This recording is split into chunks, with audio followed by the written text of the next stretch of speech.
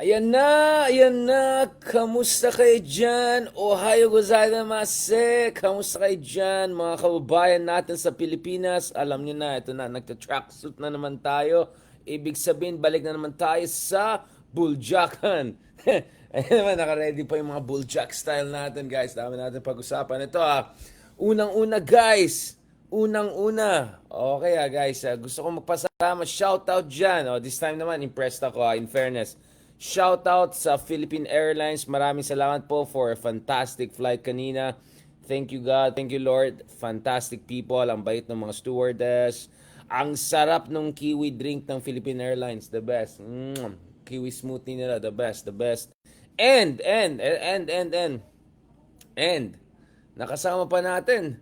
Nakipicture tayo. Kasama pa natin dyan. Si Sir Jose Marichan. Sabi ko ba, pagtingin ko sa pila, aba, si Sir Jose Marichan, shoutout din dyan sa ating paboritong singer natin ever since, my goodness, nakalimutan ko pala sabihin sa kanya. Alam niyo guys, yung pinaka first song na natuto ko sa buong buhay ko, and I'm not sure I can even sing it properly until now kasi talagang sintonado ako kumanta tapos basta hindi ako magaling sa kanta. Magaling tayo sa mga the moves. Alam niyo na yan, hindi na kailangan i-prove yan. Pero medyo ganun. Actually, yun yung song ni Jose Marichan na Beautiful Girl, yan, wherever you are. Yan, alam niyo na yan, guys. So, wow, wow, wow, wow, wow, wow. At guys, grabe sa Japan, the best talaga yung ano nila. Alam mo guys, dun sa airport sa Japan, yung mga nakapunta sa Japan, hindi mo na kailangan tanggalin yung belt mo, hindi mo na kailangan tanggalin yung shoes mo, dediretso mo na lang yung mga bags mo, hindi na kailangan bukas ang lahat. Sinasabi ko yan kasi, ay nako, yung mga nakapunta sa Amerika, di ba recently nakapunta tayo sa Amerika, napaka-strict sa United States, yung security check nilang, double layer, triple layer, fourth, quadruple layer, pangit na mga airport sa US, mga ganun, di ba? So, hindi ko sinasabi na first world friend. Hindi, sa pagitan ng mga first world countries, I would say Japan angat talaga sa US ng malayo pagdating sa infrastruktura, pagdating sa, no offense, I mean, great people there, pero yun nga, pagdating sa politeness, cleanliness, lahat ng mga yan, guys. At grabe yung schedule natin kahapon. Thank you so much also, guys. Thank you so much also dun sa mga sumabay sa akin dun sa interview natin kahapon. Oh my goodness, umabot na ng oras kaya hanggang ngayon may migraine na tayo. Grabe yung oras. So kahapon guys, medyo pagitna-gitna nung ating analysis, biglang pumasok at tumatawag na yung Deutsche Welle, yung international news channel ng Germany at yung iba sa inyo nakasabay kasi pina-live ko on the sides. Kasama natin si Colin, yung fantastic kong kaibigan from Singapore, Professor Dr. Colin Ko from Roger Atman School of International Studies sa Singapore. At of course, in-interview tayo ng mga kaibigan natin dyan sa Berlin, Germany. Melissa Chan, fantastic award-winning journalist among others, andun sa itong bagong programa nila na parang live stream style, no? Kung saan marami mga nagko-commentary. So, thank you by the way sa mga kababayan natin na nag-angat ng bandera natin, no? Napakaganda ng mga tanong, comments, suggestions. So may mga konting trolls here and there na sinasabi, fearmonger pa kami for pointing out yung binubuli ang Pilipinas. Pero thank you so much guys. Thank you so much sa lahat ng mga sumabay-sabay sa atin kahit anong oras. I'll tell you guys. Ito, medyo na bago tayo bago tayo magpasyal ulit kasi meron na naman tayong pupuntahan. God willing soon. Sa kabila naman ng mundo, ito naman sa trabaho din yan.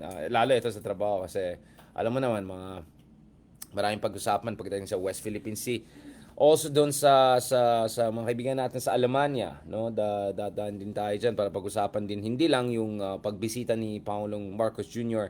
sa Alemania, sa Berlin this week, but also greater cooperation with Germany, now the number 3 economy in the world, hindi na Japan, number 4 ng Japan, and the global south countries. So ang dami natin pag-usapan. But in the meantime, let me tell you that super suggest ko, dahil guys, medyo affordable lang Japan ngayon. Hindi ko naman sinabi na murang Japan, pero mas mura siya sa Europe or US or Australia for that matter kasi ang baba ng yen ngayon yung exchange ng yen. So dati mga 2 to 1 ratio siya sa peso. Ngayon almost 2.8, 2.7. So papuntang 3, 'di ba? Yung ratio niya. So many things are affordable except taxi. Nako, yung taxi grabe ang mahal na naman yung taxi natin kanina. Kasi daming bagay, etc. Ganun naman, vlogger. Alam mo naman, maraming bagay. Kailangan bilhin ng Kung ano dyan, dala ng mga gadgets, kaya yun, Uber tayo, napakamahal. Pero kasi last time guys, yung nasa Tokyo tayo, nagano ako eh. Ang ginawa ko, inilokano ko, actually, reimbursable pa kasi yun eh, kasi may event kami, may think tank event ako. But nevertheless, para lang hindi magsalita yung mga host namin na hapon na talaman, uh, ang ginawa ko, suggest ko, guys, kung pagod kayo, kuha kayo ng taxi kasi kaysa mag-multiple lines kayo. Kasi ang hirap kung marami kang bagahe. Tapos, lipat ka from one train station to the other. Ang hirap sa Japan yan kasi hindi naman lahat friendly sa mga malalaking bagahe, etc. Yung dadaan ka ganun. Ang suggestion ko, kuha ka ng taxi or Uber dun sa isang station na diretso na sa airport. So, yun ang ginawa natin last time sa Tokyo. Pero guys, napagod pa rin ako kasi malayo pa rin.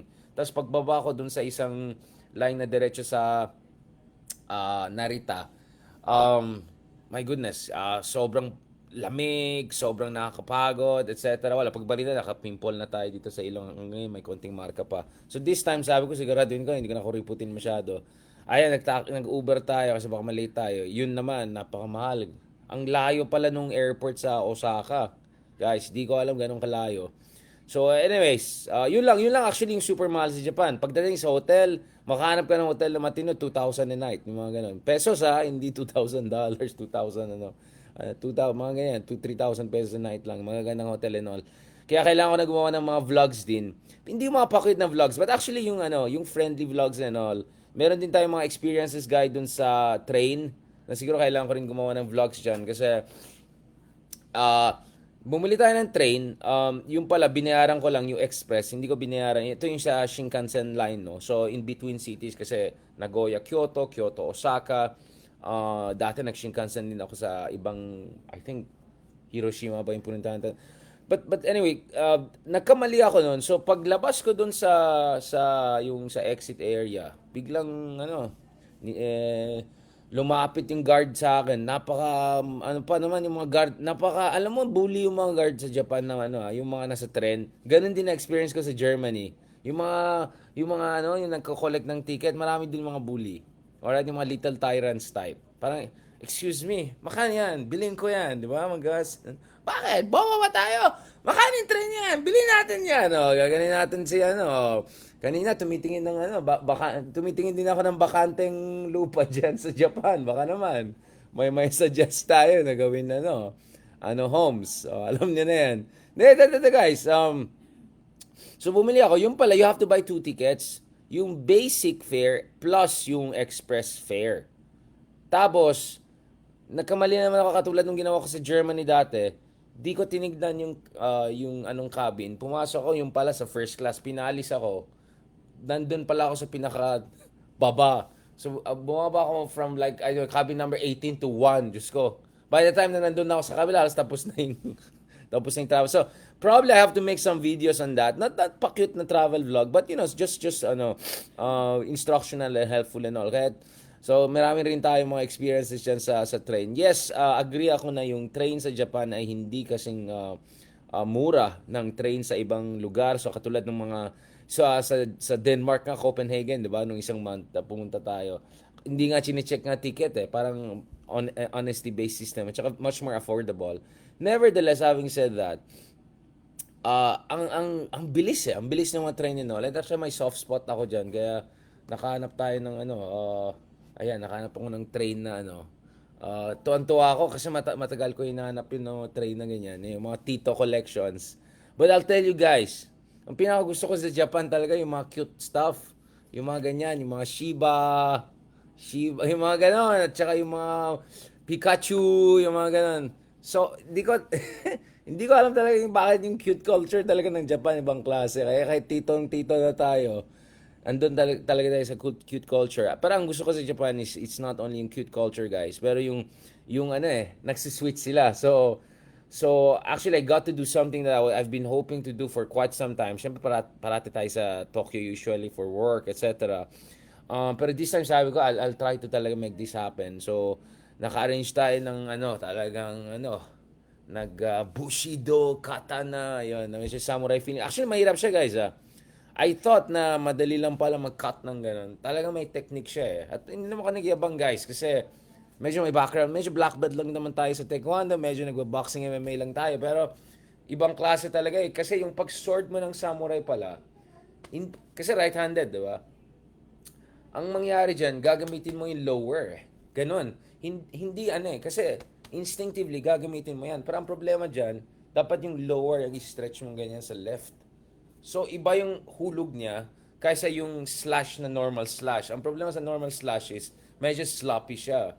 At ang lakas kasi nung katana, yung blade nila, konting gano'n mo lang na, kasi pag ginamit mo yung lower left, makontrol mo siya yung pagbawa mo ng ganyan. Basta guys, nagustuhan ko siya kasi whew, kasi makikita mo talaga guys yung ano eh. Makikita mo guys talaga yung ano, static yung sound. Bakit kaya? Ano nangyari dito? Ano ba nangyari? 1 second guys ah. 1 second lang. Ayan, narinig niya ako ng klaro. Klaro. Klaro. Bakit magsa-static yan? Saan ba? 1 second guys ah. Ayusin lang natin yan. Dami natin drama. Drama.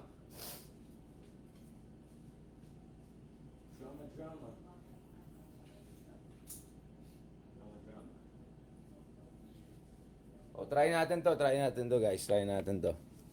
Hindi ko alam bakit hindi wala akong wiring so hindi ko alam bakit nagsa-static diyan. Yan naman. Nagpa-pop. Ngayon, mas okay yung sound. Hindi, walang mic kanina. Hindi ko alam bakit nagkaka-problema dito sa YouTube. Ngayon, hindi ako naglagay ng sound anything. Next, ano kaya nangyari dito? Sinasabotage yata tayo. Ganun pa rin. Ewan ko. That's strange. 1 second lang guys ah. Ayusin lang natin ah.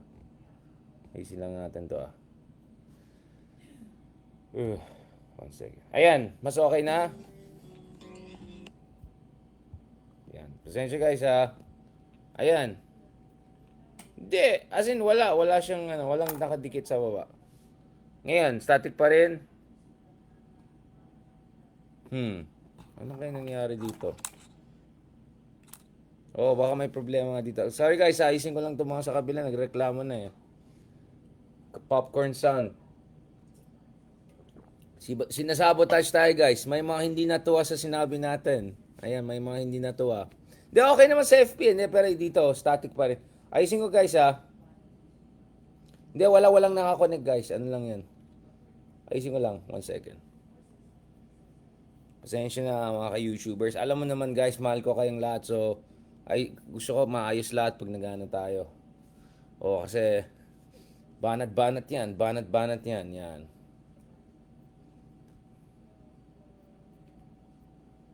Yan, lagay ko light to. Ito.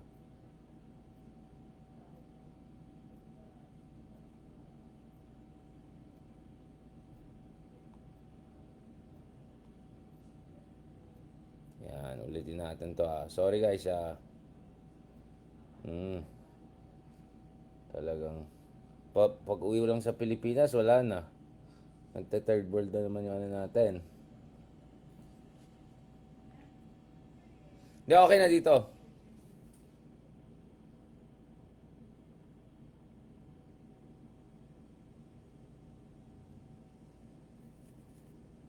Bakit ganyan to?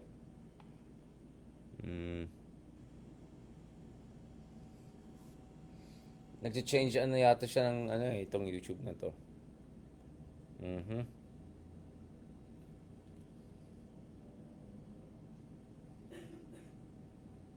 Bahala ka na.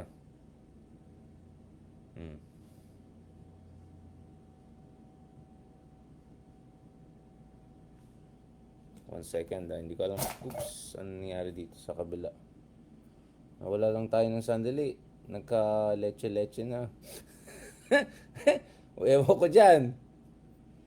Bahala kayo dyan. Ulitin natin to ah.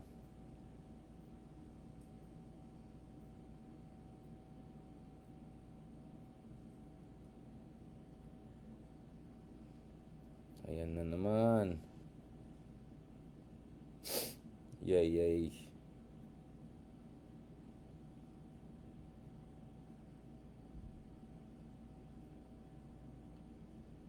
Ganda ng momentum ko eh. Ganda ng momentum natin. Ayan, okay na sana to. Yan, okay na yan. Huwag na ako kayo magreklamo. Okay na yan, ha? Okay, okay. Ayan, good evening. Ayan, umabol na yung mga kaklase natin dyan. Ayan, okay. Ayan, hopefully mas okay na ito. Okay, anyway. Inayos ko nga yung lighting and all, eh. Inayos ko pa. Anyways, guys. Um, Yun lang. I mean, among other things na na-appreciate ko rin sa Japan kasi guys is yung ano, yung fact na kahit nag-super modernize sila na bansa, na-preserve din nila yung mga ibang traditions nila. Pero of course, dahil progressive tayo, I have some issues with their, still yung patriarchal structure ng society nila, ang baba nung participation ng women in workforce nila. But things are moving. Things are moving. And that's the thing with Japan, eh. Kung kailan akala mo, wala nang Japan, nag-stagnate na, napag-iwanan na ng Korea and China, ganun. Bigla sila mag-next level. At ngayon, nag-next level ng Japan dahil lahat ng mga semiconductor companies, including yung TSMC ng Taiwan, lahat, naglalagay ng malalaking investments dyan sa Japan. Because the thing with Japan is, ang lakas ng foundations nila, eh. Yung infrastructure nila is impeccable, public infrastructure nila is really good. Yung workforce nila, although shrinking yung population nila, highly educated, highly motivated, very, very organized, well-worked. Yung estado nila, maayos. I mean, of course, it's not perfect. May yung politika din ng Japan, medyo sakit sa ulo. But in terms of yung kanilang bureaucracia, dahil bumisita tayo sa mga ministries din nila nung isang buwan, di ba? Nakausap natin yung Ministry of Economy, Trade and Industry, among others. Maayos yung fondasyon. Kaya the moment na nagkaroon ng strategic decision ng Japan na i-double down nila, guys, yung kanilang semiconductor industry and all, boom! Pasok lahat. At yung mga iba naman na nagfa-follow up na medyo more in the loop, hindi naman Bitcoin lang, yung mga in the loop rin sa ibang bagay katulad ng stock markets. Alam niyo na just recently Japan broke its all-time high record. Of course, back in the 70s and 80s, Japan was like the center of the universe. So now, grabe yung stock market nila. So there's a lot of confidence. There's a lot of focus on rebuilding their technological foundation. So believe ako sa Japan. I mean, iba talaga. The way they have combined many things. But as I said, those things didn't come easy. No, Japan went through very, very traumatic experiences. Kaya bumisita ako ulit dun sa mga kanilang palasyo, dun sa Nagoya, dun sa palasyo nila sa Kyoto. At of course, yung kasaysayan nila, guys. Alam niyo naman, Japan, di ba? Grabing dinaanan nila kasi nag-civil war sila, patayan sila ng big time nung time ng after visit ni Commodore Perry ng United States kasi ayaw nila magbukas, eh. Gusto nila isolated sila. This is under Tokugawa era and then nagkaroon ng split between the shogunate and emperor, nagpatayan, civil war, ganun. And actually, I got to see and I got to know sino ba talaga yung totoong last samurai. Hindi pala isang Hollywood actor na itago natin sa pangalan ng Tom Cruise. Actually, totoong Japanese na shogun supporter siya ng guy na sobrang galing na samurai but natalo sila sa emperor. So eventually, they had to accept modernization. So Japan went through very traumatic experiences before becoming a traumatizing power itself in the Second World War. But we know that over the past 67 years, medyo grabe din yung transformation of Japan. But as I said, siguro kailangan ko gumawa ng mga hindi lang travel vlogs type, yung medyo historical, political analysis vlogs type na kasama yung mga travels and all. Kasi I think all of those things have to be interspersed. Kasi when I go to like an imperial palace, I just don't go there to pakit lang or get nice pictures. I'm trying to absorb the energy. I'm trying to absorb the history, the pains, the traumas, the triumphs, the redemption, lahat ng mga yan. And of course, pagdating sa Japan, I'm also paying, and good name sound. I'm paying also a big attention in terms of their ability to come back from behind. Kasi they fell behind in the 1990s all the way to 2000s. They used to be number 2 economy, then they lost that position to China in 2009, then now they lost their position to Germany in 2024. So number 4 na lang sila from number 2, almost magda number 1 na nga sila noon. Binuli pa sila ng Japan, sorry, ng US, sorry, Reagan administration para kasi natakot ng US sa Japan, talagang grabe yung economy nila yung 70s and 80s. So nung nag-burst yung bubble economy na, but now they're coming back and let's see where Japan is heading. Very, very interesting. Isa pang napansin ko actually sa Japan, guys, is may mga kotse dyan na mga Toyota na hindi ko nakikita sa Pilipinas. Isa sa paborito ko talaga dyan is yung Harrier. Meron silang kotse na Harrier. Sobrang kamukha niya yung Lexus. Uh, but it's a Toyota. It's not a Lexus, right? I mean, of course, it's the same company, I suppose it's a far more affordable version. Yun lang, pangalan niya Harrier. Medyo parang sana naman bilang balang araw pag nag all electric sila. Kasi hindi pa fully electric ang Japan eh. Konti lang yung mga Tesla, konti lang yung mga fully electric, purong hybrid. But let's see, Nissan and Honda also teamed up. May announcement sila kanina na magti-team up sila to make electric vehicles. So, Japan. Alam niyo na this. But let me tell you one thing before I go back to the Philippines. Every time na I said Filipino tayo, ang ganda ng reception. And of course, shout out also sa Sir Johnny, dyan sa Osaka. Ganda ng restaurant ni Sir John, malapit dun sa parang Times Square area nila dyan sa Osaka. Half Pinoy din si Kuya. Great. CR pa lang nila, ang ganda-ganda na. Diyan mga pictures ng mga lahat ng mga icons of culture and all. Iba talagang Japan, guys. Iba-iba. So shout out din sa mga half Pinoy dyan, mga kabayan natin. At saka mga Hapon na doon, nagsasalamat sila. They were very friendly. And I'll tell you guys another thing. Ang napansin ko, dumadami na rin yung mga turistang galing sa mga bansa na dati source lang ng overseas workers. So, ang dami ko nakitang turista, Indonesia, turista, Philippines of course, Thailand, yung mga ganon. So, dito makikita mo guys, umiiba ng mundo eh. It's not like before na ang turista lang mga Hapon or later on mga Koreans. Hindi, ngayon, ang dami rin turista guys na galing sa Pilipinas, sa Indonesia, sa Thailand. So nakikita mo yung middle class natin, lumalaki na at umangat na. At nakikita mo na tumataas din ang respeto ng mga Hapon sa atin, mga taga-ASEAN and Southeast Asia. Kasi alam na nila na medyo ano naman, medyo may masabi na tayo, di ba? Medyo tayo na yung turista ngayon. Tayo na yung ano nila tayong ina-attract nila ngayon, 'di ba? For their so hindi lang mga puti, hindi lang mga Europeo, hindi lang usual suspects. So you'll see a lot of Chinese, a lot of Thai, a lot of Filipinos, a lot of Indonesians. Not as much yet, but in Europe and US napansin ko marami rin Indians, yung mga middle class Indians na marami rin mayaman sa India at saka middle class. So things are changing, guys. Things are changing. Things are changing very fast. Ayan, meron tayong live comment na kakatapos lang yung kabilang channel. Lilipat na kayo dito. Ayan talaga yan. Actually, nakita ko kanina sa Twitter pagbukas ko.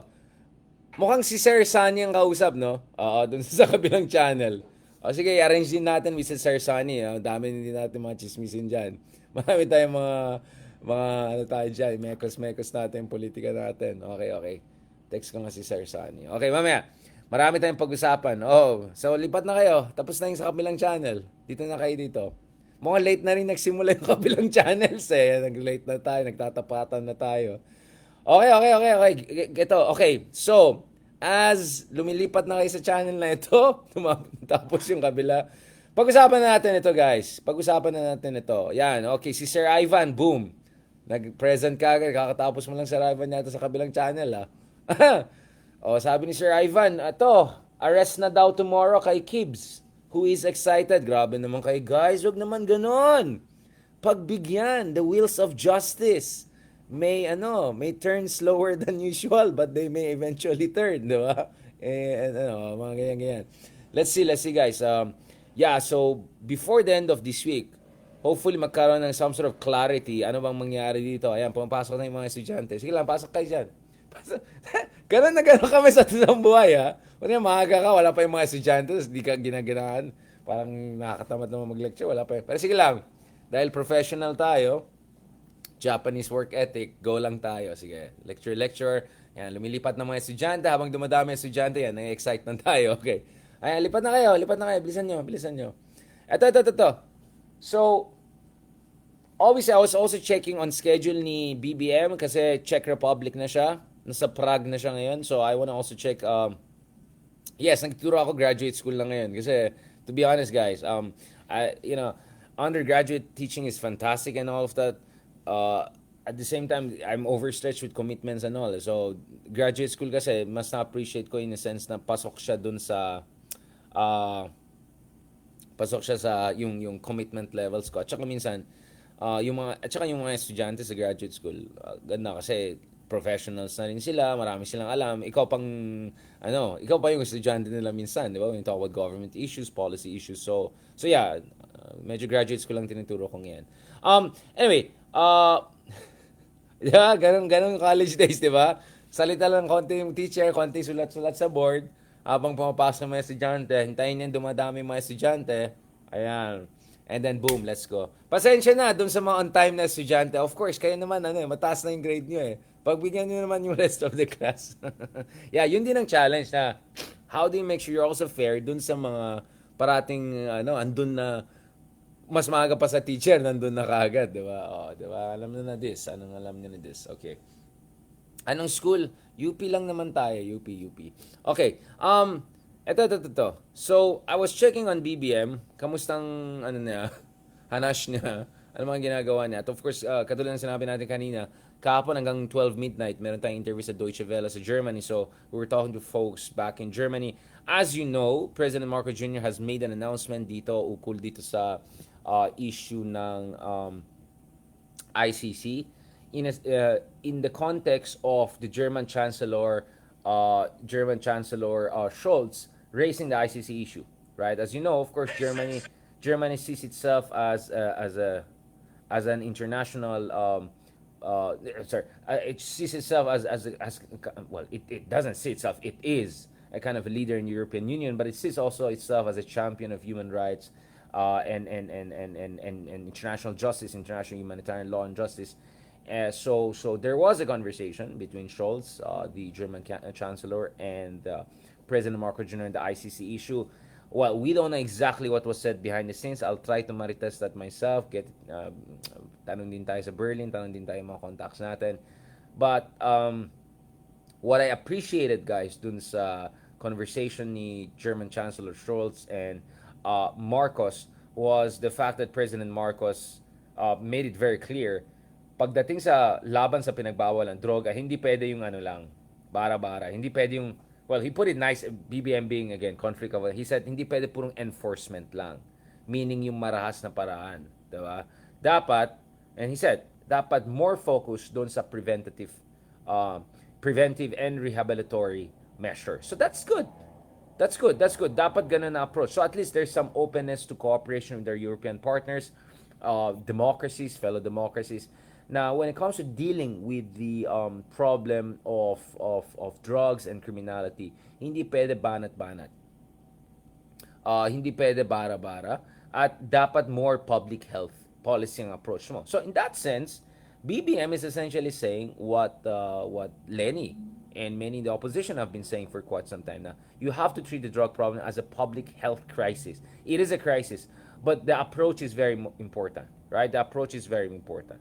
So that's good thing. Again, as you know, also there were discussions on West Philippine Sea, and Germany has already been training the Philippines, although quietly, on the military front for quite some time. Pero ang sense ko after this, hindi na sila maging quiet, maging more open ito. And as you know, German companies are among the best in terms of electronics, electronic warfare, tanks production. So, ang daming areas kung saan pwede tumunan ng Japan. Germany. Well, Japan too, obviously, but Germany too. Bosch, one of the biggest company in Germany, is also expected to look at some major projects with Philippine government. Pero ako guys, isa sa pinaka-exciting sa akin talaga is yung possibility na Germany will also be involved, guys, sa isa sa mga airport projects natin. I think yung airport natin sa Bulacan, I think there's a German and a Korean company involved there, right? I mean, I love Korea and all of that, but iba pa rin pag Germany, no offense. I mean, they're established talaga yung mga Germans when it comes to a lot of key industries and all. So, I'm expecting a lot. And then, tinitingnan ko rin, of course, anong lalabas dito sa Czech Republic, bisita ni BBM, because Czech Republic, as I said, is a big country when it comes to, Skoda and car manufacturing and all. The Philippines had a decent growth in car manufacturing output over the past month. Lakas ng kape na to kung ano na information na dumadaan sa utak ko. No, but I think we had more than 21% increase in car production. I think around 25% increase in car production earlier this year from January to February. So we want to build more and more cars, hopefully in the Philippines, not only Japanese cars, hopefully European cars too, right? Because yung mga kapitbahay natin katulad ng Malaysia. So if you buy German cars, Benz, or particular BMW, most likely na-assemble yan sa Malaysia bago pumasok sa Pilipinas. So a lot of our neighbors, especially Malaysia, They're playing a very important role in terms of distribution and assembly of high-end European cars. Thailand is already a car manufacturing superpower. They're like the little Japan or Detroit of Asia. Indonesia and Vietnam are getting into it. As you know, Vietnam, VinFast, well, their stocks is not doing very well from around $80, $5 na lang yan, but still, outside China and Tesla, etc., they're essentially the other alternative. And let's see with Vietnam where they're going. So sana naman ang Pilipinas also moves forward. So I think Czech Republic could be an interesting case. Because hindi ganun kalaki ang Czech Republic, medyo maliit yung economy nila, I think far smaller than the Philippines. And I'm sure that they're looking also for international markets and all. Baka pwede tayong mag-tie up sa kanila, pero joint production. Joint production. And hopefully, more electric. Hopefully, hindi lang purong kotse. Hopefully, bus. Diba? Hopefully, tren. Yung mga ganun, diba? More public infrastructure development and agricultural development. Now, as you know, medyo ano rin ako sa sa buhay ng mga ilustrados natin. You know that one of the most amazing times that Rizal had in Europe was actually in Czech Republic, right? Back in the day, I think it was Bohemia or Czechoslovakia or whatever. It was Bohemia back then, right? So Czech Republic also has a fantastic history of really great authors, thinkers. Among the best German-speaking thinkers were there in the late 19th century when Rizal was there. So it's a beautiful place. It's a beautiful place. It's a great place. Beautiful people, great people. And let's see what President BBM is going to come out with. Now, speaking of President BBM, interestingly, as President BBM tries to present himself as a very hardworking, proactive, internationally, respected and all. I mean, as I said, I know maraming mga loyalists na kinu-quote na nila ako, but I'll be honest, like from DC to Tokyo to I don't know wherever I go, parang they're gaga over, or even Australia, like they're like gaga over BBM. Like, oh, he's like, and I would say like, no, BBM is not doing anything special. He's just doing the right thing, which started before Duterte. Except dahil naunang Duterte sa kanya, parang he looks so good. Ano naman, juxtaposition, di ba? In comparison to Duterte, he looks like a super statesman. But a lot of things he's saying is just common sense. These are the things you expect from any decent, self-respecting Filipino president, right? For that matter, and God bless his soul, Aquino back in the day also took up the causes for the Philippines when it comes to the issue of West Philippines. So a lot of things that BBM is saying is like common sense, diba?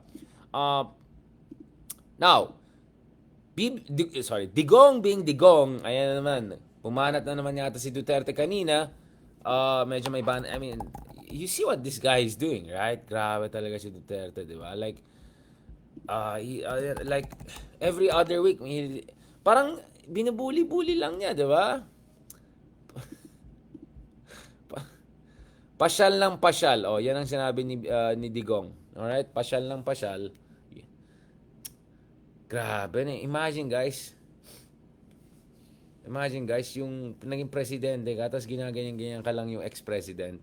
Di ba usually, sa kultura natin, pag ex-president ka na, tahimik ka na, di ba? Zip it, di ba? Parang yung idea, zip it. Okay, keep it to yourself. Private citizen ka na. Pero ito talagang hindi. Talagang Karen eh. Sobrang Karen. Every other week, babanatan na naman niya si BBM. Now, okay, let me be very clear. Definitely, BBM is not beyond reproach. There are many issues you can raise with BBM. My stance on the BBM pasyal issue, before I go to Digong himself, is this, diba? Is I see the value of him going all around the world and trying to rally support or whatever, or try to bring in investments. I get it. Except I have to still see the evidence. I have to still see the evidence that actually him being there and talking to the business people is convincing enough for them to overlook a lot of structural limitations sa Pilipinas. Horrible investment environment, horrible corruption problems. So ang akin lang sana, hindi lang purong speech lang. I hope the president comes back home and then fixes the problem. No, hindi lang yung sasabihin niya ang ganda ng Pilipinas, tapos babalik sa Pilipinas, walang gagawin. So, obviously, foreign companies have issues with corruption. Foreign companies have issues with regulatory and red tape issues. Foreign companies have issues with bad infrastructure, as we mentioned. Electricity, utility costs are very high. So hopefully BBM does something concrete about these things, right? Hindi yung pupunta lang abroad, schmoozing and again, hindi naman let's be honest, hindi naman ututo yung mga foreign investors eh. Hindi sila naging bilyonaryo kung ututo lang sila na sa isang speech lang na maganda, madadala sila. Assuming maganda pa yung speech, di ba? Right? And someone asked, do they even trust the word of Ferdinand Marcos, di ba? I mean, let's be honest about it. So I'm not against BBM going abroad. I'm just saying, hindi pwede hanggang dyan lang. It has to be backed by actual reforms, structural reforms back in the Philippines. And as I always say, mga kameta, it has to be also backed by strategy, industrial policy, an effective trade and industrial policy. Isa sa mga pinaka frustrating sa akin is, I go to the US, they talk about industrial policy. I go to Japan, they talk about industrial policy. Germany, they are already the hub of industrial. They're like one of the inventors of industrial policy, right? Since the Bismarck era, as a late industrializing countries. Sa Pilipinas, halos there's no conversation about industrial policy. Please name me, may kinuha pang economic czar si BBM. Ano yung stance niya sa industrial policy? In terms of building our steel industry, in terms of building our manufacturing capacity, in terms of making sure we're competitive and get into the higher end production of, or at least move up the value chain sa semiconductor production. Wala akong narinig eh. The level of discussion is very shallow. It's all about macro-prudential policies, ganyan, which is okay. I mean, that's good, but that's super basement lang yun eh. Iangat naman natin ng konti. So, I'm not sure jeepney modernization is industrial policy. It's more like public transportation modernization. Medyo iba yun, guys. But when I talk about industrial policy, yung may long-term 5 to 10-year plan ka, bring investment, technology transfer, build your steel industry, build the whole value chain. So please, guys, yung mga hindi masyadong familiar sa industrial policy, dalawa lang suggestion ko. You can check it online, what is industrial policy a little bit, but I really suggest you guys, please check my discussions with good friends of ours, with economists, political economists, sociologists, political scientists. Just go on my podcast, Spotify, or on Google, or whatever. You should put Hey Darian, industrial policy. You can see my writings, you can see my analysis about these issues. I made them simple, right? So hindi ko masyadong ginawang technical na economies na with formulas and all. Ginawa ko very simple. So please you check that. So yun lang, that's number one issue I have with BBM's travel schedule. I'm all good with you making state visits to many countries dahil kailangan mong damage control from all Duterte years. Okay, great. But hindi pwede hanggang speech lang abroad at shmuz lang. It has to be backed by significant reforms at home. Because I know for a fact, hindi ututo yung mga top-level investors. Alright? Hindi sila ututo. Hindi sila nadala sa mga nice dinner, nice meeting lang. They're gonna look at actual conditions on the ground. And guess who are the political experts and analysts and, people they're gonna ask people like me. They're gonna ask people like Ronald Llamas, right? They're gonna ask independent experts or people who are not fans of BBM or whatever, right? To give an objective analysis. And this is what I'm saying. You have to back it up with proper reforms at home. So I need to see more effort by this government on industrial policy, on infrastructure development. Actually, sa infrastructure, interestingly, I think under-advertised ang administration nito because some good things are happening like the subway projects, etc. But nevertheless, I want to see more. Yeah, tama sinasabi ni Michael. Grid issue, utility issue, water issue. Ang daming mga basic guys. Pinaka-basic, wala. Sobrang kulang. Hawak ng mga oligarchs ng mga key infrastructure natin and all. What is BBM gonna do about that? Right? What is BBM gonna do about that? So, yun ang isang issue ko. But my number 2 issue, and this is my transition perfectly into Digong, is this. Diba?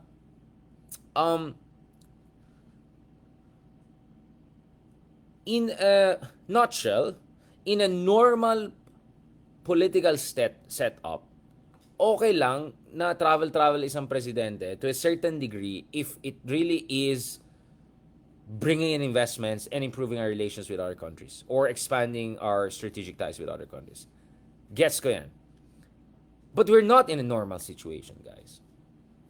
As we speak, the Vice President of the Republic, we just mentioned this the other day ago, squarely stood behind a person who's wanted on the FBI list, someone who's facing an arrest warrant or at least an arrest or maybe even arrest soon by both the lower house and the Senate.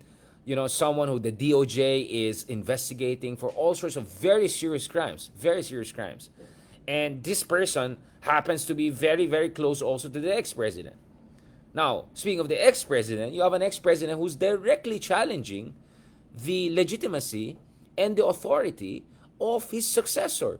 We see, I mean, how many times, like, feeling ko minsan si Digong, ganyan siya, parang, ano kayang, medyo parang anong tao. Eh, medyo ano na to, medyo, baba ba tayo? Ganyan. Si Digong minsan, isip ko, ano ba kayang kailangan kong gawin para maano na talaga itong isa, mapikon na talaga itong isang to? Kasi nakikita mo guys, si BBM mabait masyado sa kay ano. Hindi ko sinasabi na mabait siya per se. Okay? I still have serious concerns with Marcoses, their background, etc. But when you see someone openly challenging you, not once, not twice, but consistently, even before naging presidente ka, even before tumakbo siyang presidente, sinasabi na weak leader ka, sinasabi na, alam niyo na, you're not gonna allow that to just keep on going like that without any, you know what I'm saying? Total impunity eh. Total impunity ito. Yung 6 years na presidente siya, total impunity. Ang daming, na biktima dun sa drug war niya, ang daming na biktima dun sa mga attack nila sa media, etc. And then ngayon, na hindi nga presidente, gaganin na naman nila yung successor nila, which by some twist of history, medyo maayos-ayos yung lumabas sa kanya. Medyo maayos-ayos. Again, yung mga, sorry to say, mga idiots out there, who are like saying, oh, Richard, ngayon, mabait ka na. Like, if BBM is doing something right on West Philippine Sea, why am I gonna deny that? Right? Hindi naman tayo hater eh. Kung tama yung ginawa niya sa West Philippine Sea, they good. Right? Kung hindi siya, hindi siya nag-oversee ng bara-bara drug war, okay, they good. Pero sinabi ko pa, sapat na yan. Hindi. Pakinggan nyo lang sinabi natin over the past 30-40 minutes. Sabi ko, hindi pwedeng travel lang na hindi backed up yan by industrial policy, infrastructure improvement, investment environment improvements, yung mga ganyan. Oh, ayan naman tayo. Yan ang problema ng mga dyan, yung mga fanatiko dyan, or yung mga, alam mo na this, yung mga bayaran dyan, mga makapili dyan. Gusto lang nila ipakita na ang mundo ay dalawang panig lang. Ang panig nila, or yung kabila, at sila lang tama. When in fact, most of the time, sila lang yung mali, and then everyone else is actually sane and in this universe, and they just agree on some things and all. I agree with Bibi on some issue, I completely disagree with him on other issues. So, normal lang yan. Normal. That's how things work, guys. Anyway, going back to this, dito ko sinasabi eh. I mean, yun ang article ko this week actually in Philippine Daily Inquiry. Ipopost ko. Actually, hindi ko na-post.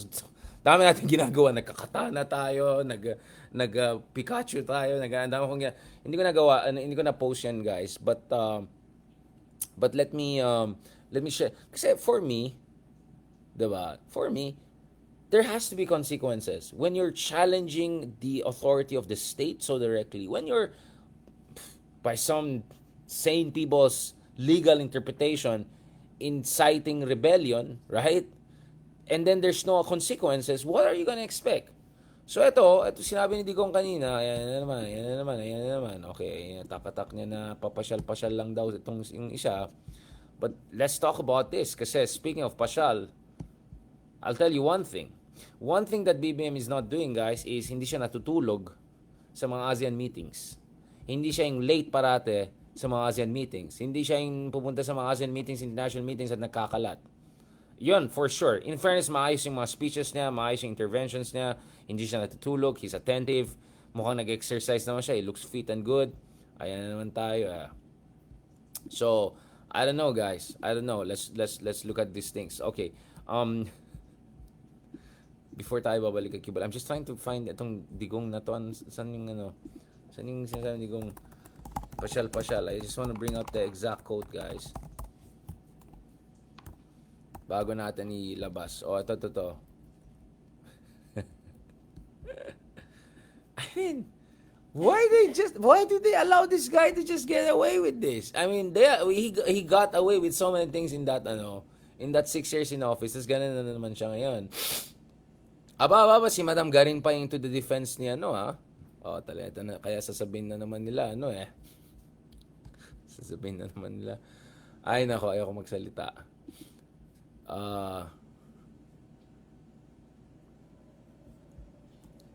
Ito. Ba't nawala si Digong? Ayan.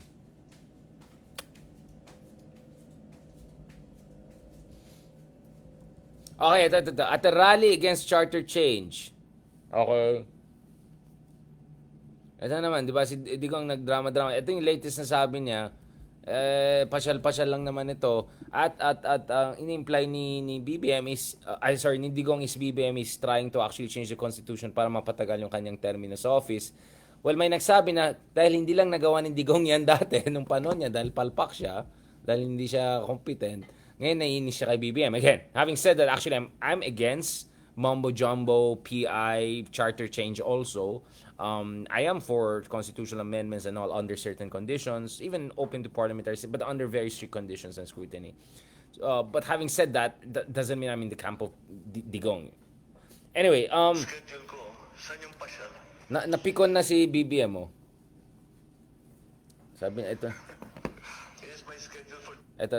Dito na lang para mas klaro, guys. Pasensya na.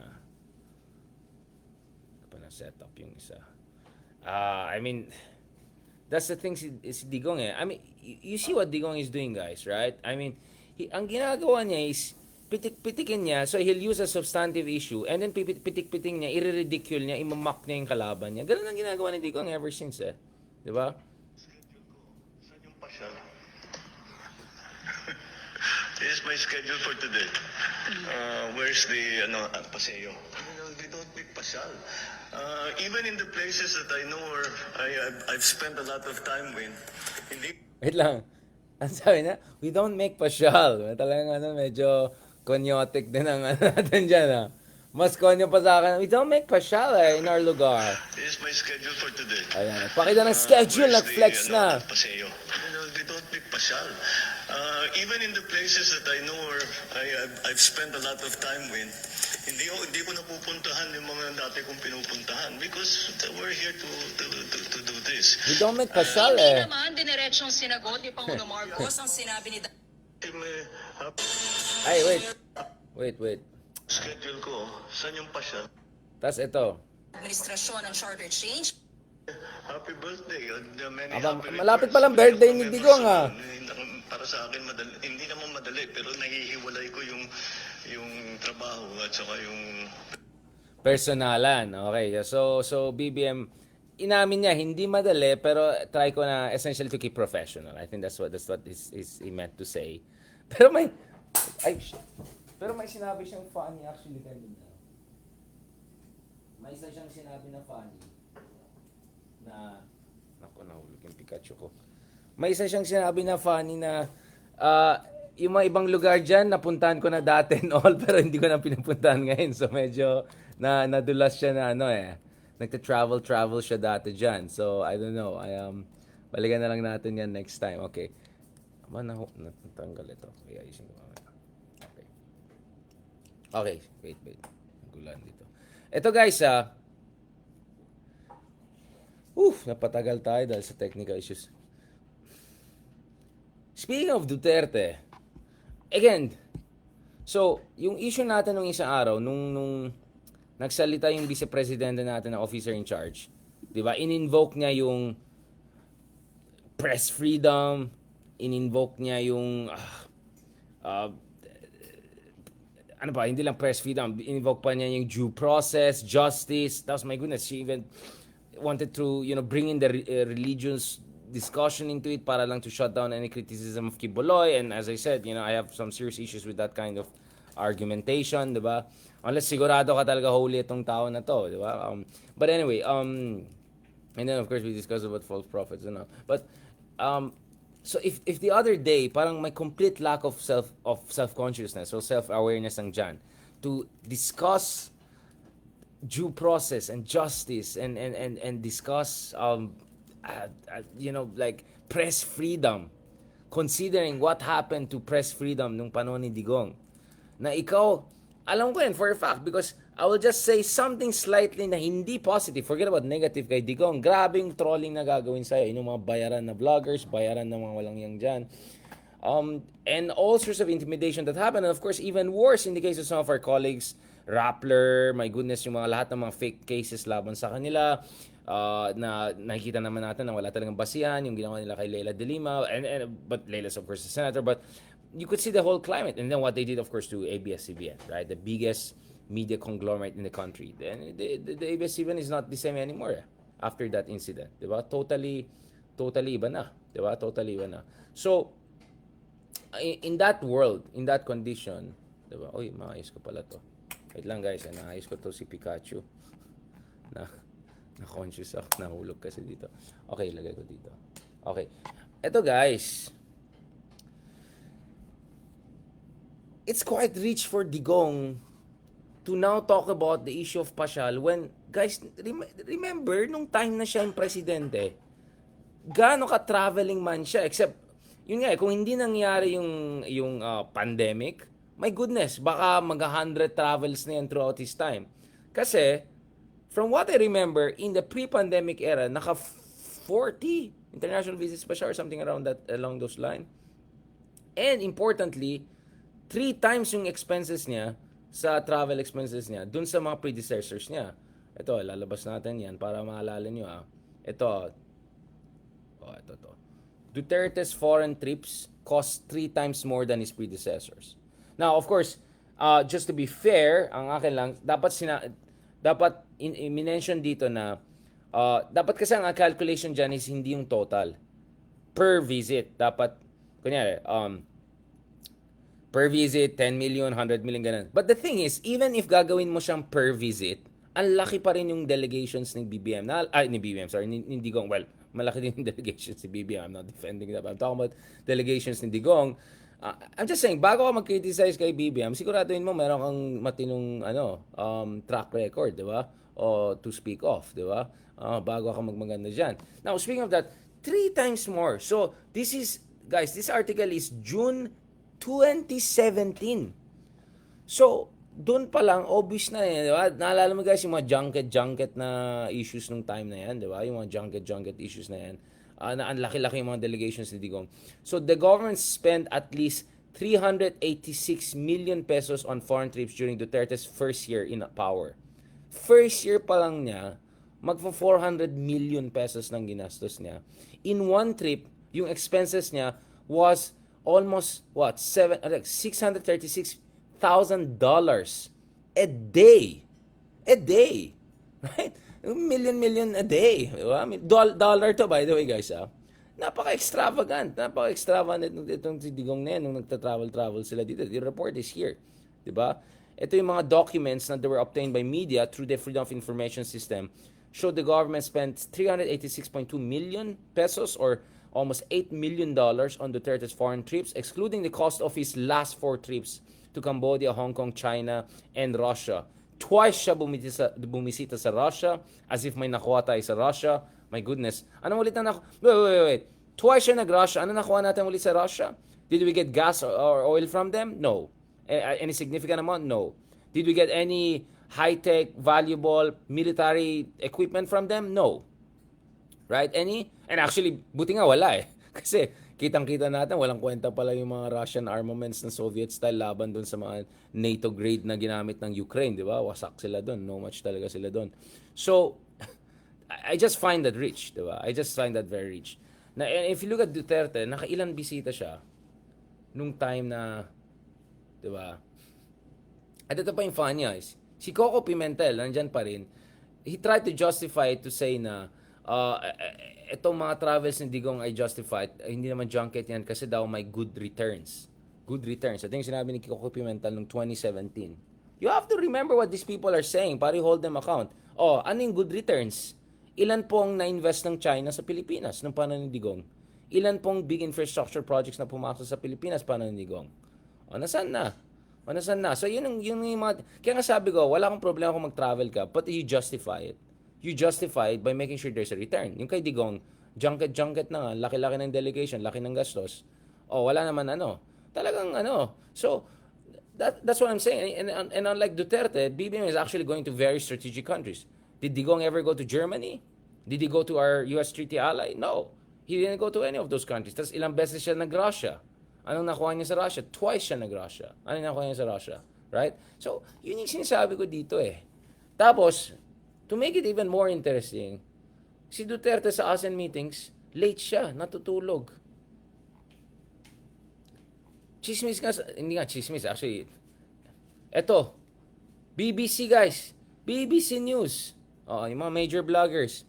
Duterte Duterte skips ASEAN meetings for power nap.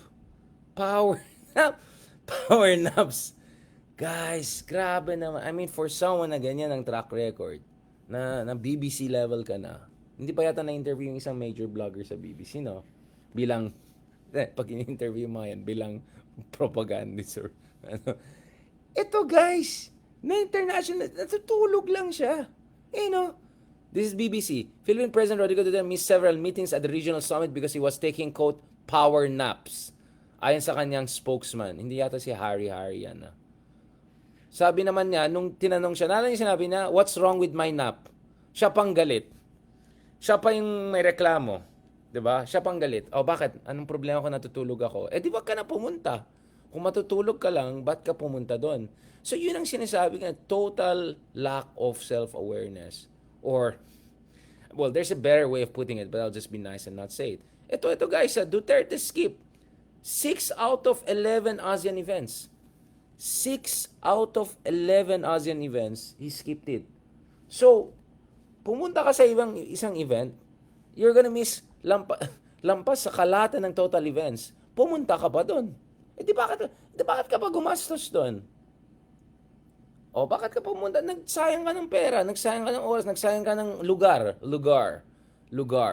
Sinayang mo lang yung lugar. Di ba? Oh, ito yung sinabi ni Panelo. Last night, the president worked late and he had only less than 3 hours left. Grabe naman. Siyempre, napagod siya sa gabi kasi sa gabi lang siya nag-work ng midnight kasi tulog sa araw. It is unfortunate that the first event scheduled today was at 8:30 a.m. Wait. Parang kasalanan pa ba ng ASEAN na may events sila nung 9 a.m. and 8 a.m.? Parang kayo pang mali na may meetings kayo ng 8:30 a.m. Ito quote kay Salvador Panelo. My goodness, those people. Diba? In those instances where he did not attend, meaning ASEAN-Australia Informal Breakfast Summit, the 20th ASEAN Republic of Korea Summit, 20th anniversary pa yan ng Republic of Korea, tsaka mahalaga pa yan. Yeah. Launch hosted by Singapore Prime Minister Lee Hsien Loong and the Second Regional Comprehensive Economic Partnership Summit. Lahat yan na-skip niya, guys. He skipped those entire sets of meetings with Korea, with Australia, with Singapore, on Regional Comprehensive Economic Partnership. Lahat niyan, tinulog lang yan. Alright? Kasi ito pa. Ito sabi ni Panelo. And he found it amusing that some quarters were making a big fuss of the president skipping these events. Wow! Tayo pang mali, guys. Tayo pa ang masama. Tayo pang mali. Diba? Tayo pang...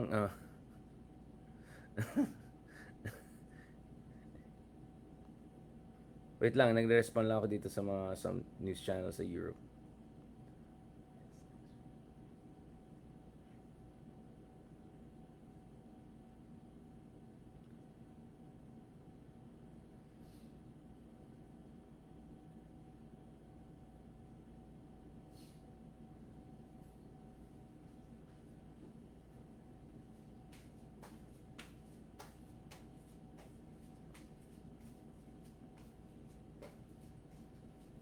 Okay, nag-respond lang ako, guys. Pasensya na, wala tayong secretary. So, you guys, I mean, I'm just telling you, someone has to remind these persons, kaya mahina yung response ni BBM eh. BBM cannot just come out and say, Sir, trabaho naman ako eh, tignan mo na may schedule. No, wag kang defensive sa mga, Sir, sana naman, bago ka magsalita, siguraduhin mo na, hindi tayo natutulog sa mga events. Dapat ganun ang response. Diba? Or sana, yung mga, sino bang yung mga, ni BBM? Dapat silang sumasagot ng ganun. Bakit ako pa na vlogger ang sumasagot ng ganun? Now, having said that, sabi ko nga, BBM still has to justify yung mga ginagawa niyang travel na hindi lang Pero bago magsalita yung iba, sana naman, 'di ba? Sana naman ayusin niyo naman bago kayo magsalita diyan, 'di ba? Ayusin niyo 'yan. Nasiguraduhin yung tanong na nandun kayo sa power, hindi kayo nagji-junket lang. Worse than junket, tinutulugan niyo lang yung mga meetings na yan, sinayang niyo lang yung taxpayers money, sinayang niyo lang yung dignidad na ating bansa, yung place to reach out. You know, those events are supposed to be an opportunity. Hindi nga siya bumisita sa any major capital aside from Beijing. Sige na nga, itago na. Sige, sabihin natin Moscow na rin, sige. At least pumunta siya sa Tokyo, so I'll give that to Digong. Pero sana naman. Kaya please lang, yung mga nagka-comment yan, yung popularity. Guys, governance is not about popularity na, hindi ito popularity contest. It's about competence. Tingnan mo yung approval rating ni Prime Minister ng Japan, si Kishida, wala pang 20%. So are you telling me that BBM is 4 times or 3 times more competent than the Japanese Prime Minister because his approval is 70%? Or telling me that Digong is 4 to 5 times more competent than Kishida? No. Obviously not. Iba kasi yung standards ng mga leaders sa leadership ng Japan di ba? Or leadership sa Korea or leadership sa Europe, di ba?